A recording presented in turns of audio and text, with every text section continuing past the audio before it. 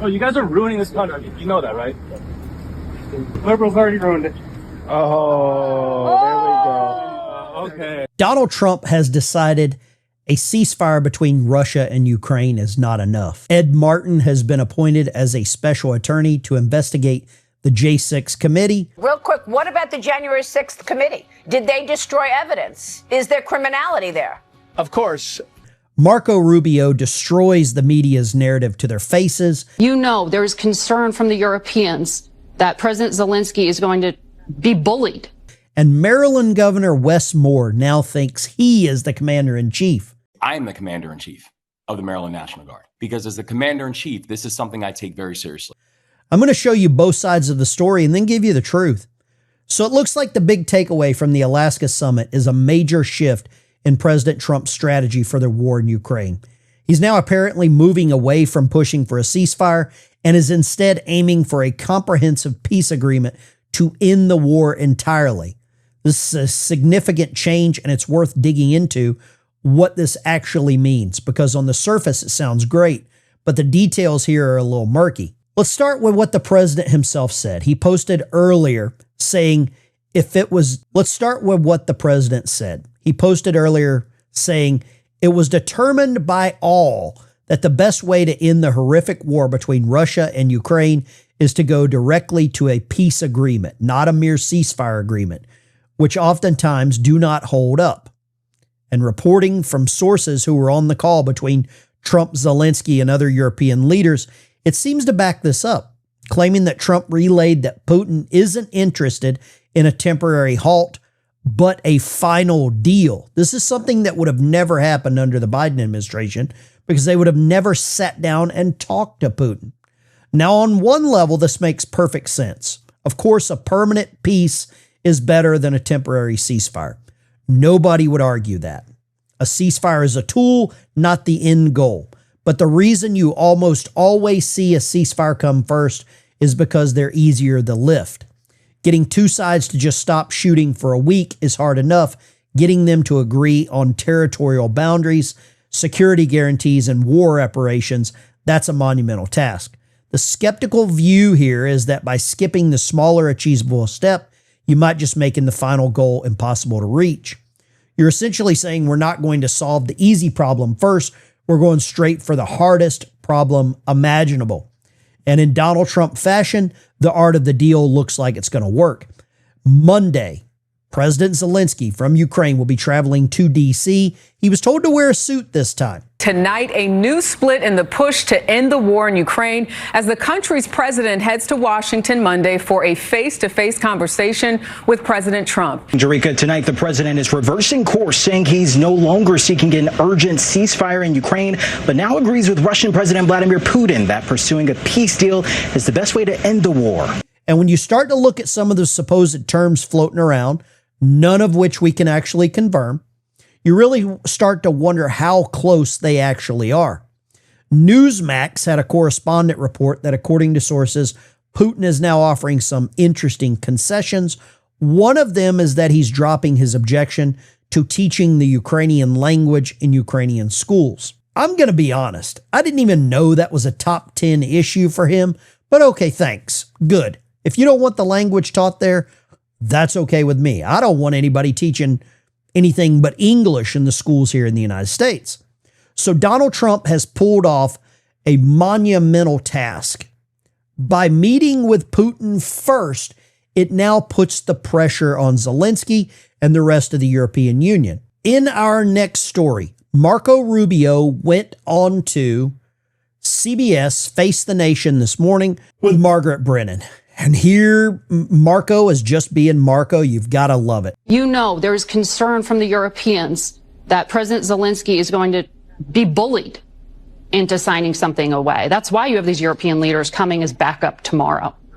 Can you? No, it isn't. That's not why they're coming as back. That's not true. No, but that's not that's not true. They're not coming here tomorrow to keep Zelensky from being bullied. They're not coming. February in fact, Oval Office they're coming meeting here tomorrow in front of television cameras where President Zelensky. Do you know how many meetings we've had since then? Oh, no, I know. And I was just up in Alaska watching the one with Vladimir Putin where a red carpet rolled out. No, but with Zelensky, we've had more meetings. We've had one meeting with Putin and like a dozen meetings with Zelensky. But that's not true. They're not coming here tomorrow to keep Zelensky from being bullied. They're coming here tomorrow because we've been working with the Europeans. We talked to them last week. There were meetings in the UK over the previous weekend. And they said President Trump was going to demand a ceasefire as early as Thursday. Why is Margaret Brennan, why is the mainstream news media so concerned with another meeting with Zelensky after meeting with Putin? You would think the news media would want to report on, I don't know, peace, rather than interjecting their opinions, which it seems like that is what the news has become. It's opinions, not news. Margaret, you're talking to the Secretary of State. He knows what the hell he's talking about. Quit cutting him off. No. But you said that they're coming here tomorrow to keep Zelensky from being bullied. They're not coming here tomorrow. Oh, this is such a stupid media narrative that they're coming here tomorrow because Trump is going to bully Zelensky into a bad deal. We've been working with these people for weeks on this stuff. They're coming here tomorrow because they chose to come here tomorrow. We invited them to come. We invited them to come. The president invited them to come.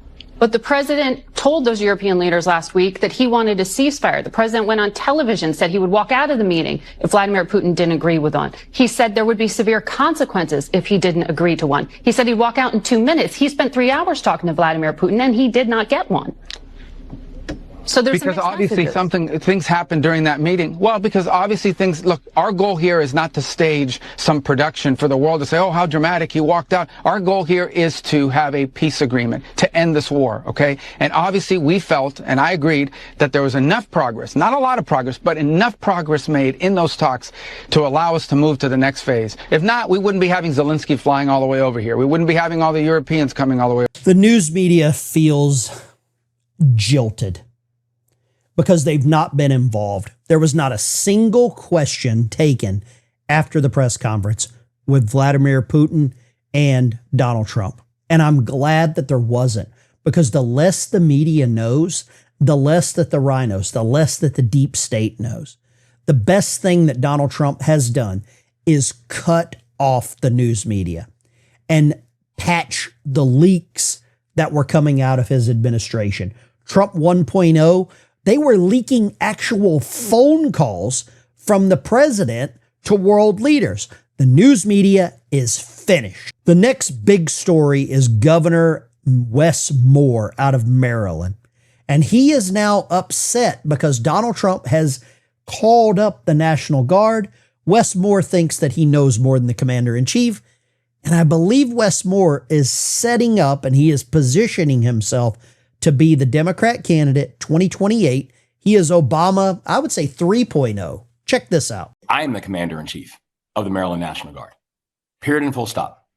That I'm the 63rd governor of the state of Maryland, but along with that means I am the commander-in-chief of our state's National Guard and our state's Air Guard. And I will not authorize the usage of our National Guard for something that is not mission critical or mission aligned. Period and full stop. So if the idea comes in, or if the request comes in to mobilize a National Guard in either one of our cities or another city, and I do not deem it to be mission critical or mission aligned, I can give you my answer in one word: no. Because as the commander-in-chief, this is something I take very seriously. And I take it very seriously, both from a professional perspective, but also from a personal perspective.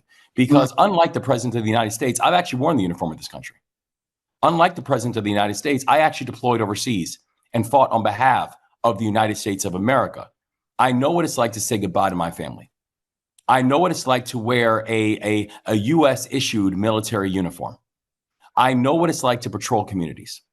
And so I do not need and will not accept any type of lecture from someone who the only uniform they have worn is a Brooks Brothers suit about how to utilize members of the National Guard. I will have Governor Wes Moore know one thing. Thank you for your service. You have worn a uniform. You've worn the wrong uniform. There are rumors around about some stolen valor with a little bronze star. But for you to call yourself the commander-in-chief, I'm sorry, Governor, That is a title for the President of the United States. And if the President of the United States wants to activate the National Guard to clean up and prevent crime, how can you be against this? How can you honestly be against crime? Donald Trump has trapped the Democrats into once again supporting criminals rather than their communities. Last but not least, I got one other story for you. This is a special attorney, Ed Martin. He's been appointed by the Department of Justice to investigate the January 6th committee. Heads are going to roll. Ed Martin was turned down for a attorney's position, and now he has been brought into the fold with the Department of Justice. Stand by. Real quick, what about the January 6th committee? Did they destroy evidence? Is there criminality there? Of course. Real quick, what about the January 6th committee? Did they destroy evidence? Is there criminality there? Of course.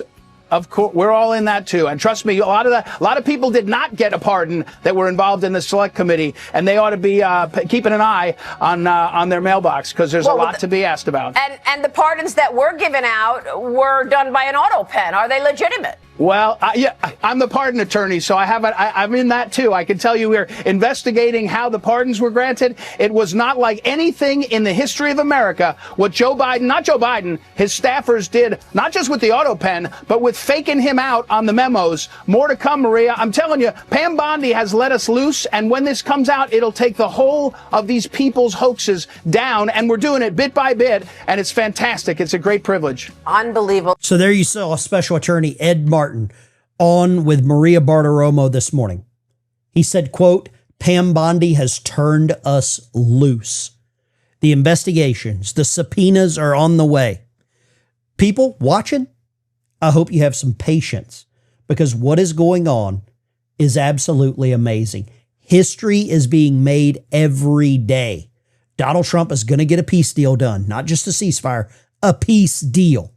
Marco Rubio set the record straight with the lying news media once again. How they misconstrue things. And the news media creates their own narratives because they can't get access to all the leaked information that came before. And then you had the January 6th committee, the pardon attorney, going after and letting some information out of the bag that maybe he wasn't supposed to. Governor Wes Moore, we know you're going to run. When are you going to declare? You got to get that stolen valor stuff kind of tidied up. This is the Ben Dykes Show. Smash the like and subscribe button on your way out. I appreciate you watching. We'll see you in the next video.